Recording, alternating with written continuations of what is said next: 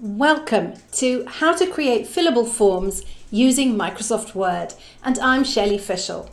First of all, you want to know what a fillable form is. Well, a fillable form is a kind of document that you create when you want other people to fill it in. And it's something that you want to send out again and again and again to different people to elicit a response. Now, you might already do this by creating a document, leaving some areas for people to complete, sending it off, and Bob's your uncle. Once you get it back, you save it to wherever you do so. And then you need to do this again. And then you find you don't have a blank one. So what do? You open the one you did last week and you overtype. But this is where the pitfalls are. Perhaps you overtype some important information. Perhaps you leave some important personal information that was to the person you sent it before in the form, or perhaps you save over the document that you created and so you lose your original one. That's where a fillable form comes in. We create the form, we save it as a template, and then whenever we need to reuse it, we just send a blank one to the client. It's really useful. And we can do this whether on Windows or Mac. And I'm going to show you how exactly to create those types of forms in this course. So what is a fillable form?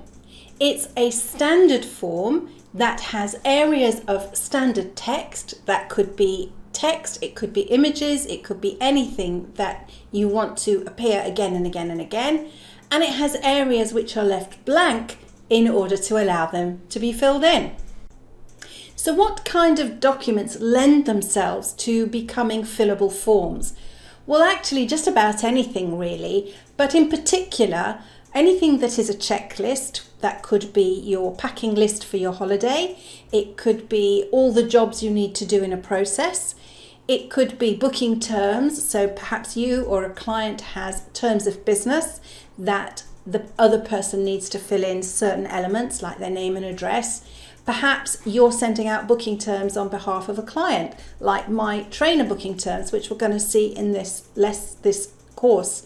And maybe you need to create a proposal where most of the proposal is standard, or the areas are standard, and there are certain parts that you change depending on what's being included in the proposal.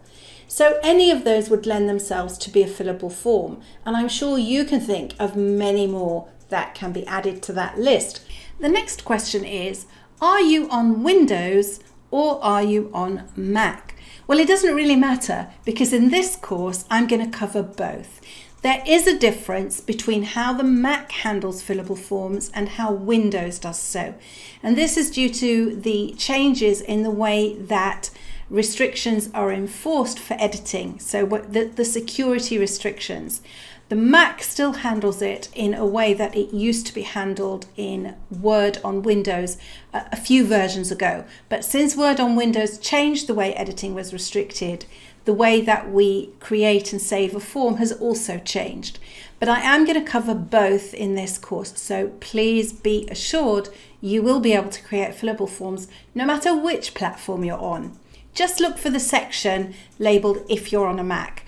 Most of the course is the same, it's just the form section, the actual creating of the fillable elements and the way that you protect the form that's different.